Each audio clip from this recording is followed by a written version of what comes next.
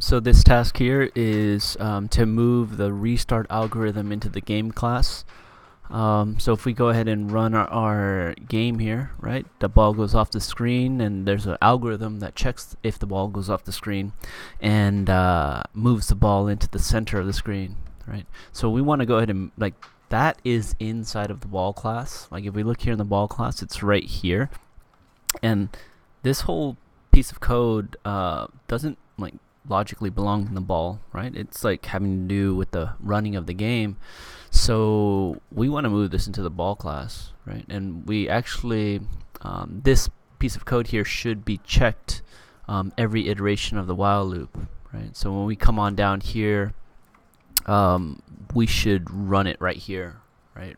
Just as if the ball was running it, right? So then what we're going to do is we're going to create a run.update. And run is the variable that I use to contain the object, the game class object, right? So yeah, so I run update right there, and then I need to go ahead and define update up here in the game class, right? And then what you need to do is just go ahead and take this whole piece of code and drop it into update for game class, right? Because I mean, this keeping track of the score as well is something that shouldn't really belong in the ball class, right? It has to do with the running of the game. So drop that into the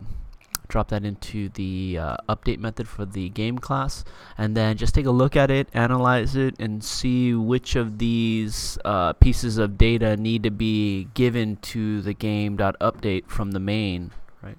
And then another thing you want to be sure you remember is when looking at this, it's like, okay, well, I need the ball object, right? Well, not necessarily the ball object. I need the ball object's left instance variable. I'm sorry, the ball object's rex left instance variable, right? But again, you want to follow the convention that you'll just pass it the object, right? So we'll just pass it the ball object, and then we'll have access to this and this and this, right?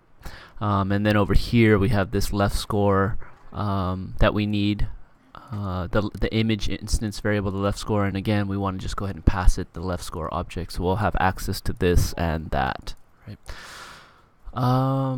Yeah, and that's pretty much it. So that's the challenge task, I believe, is to move this logic into the game.update, and then we're going to run game update right over here where all of our update methods are being run.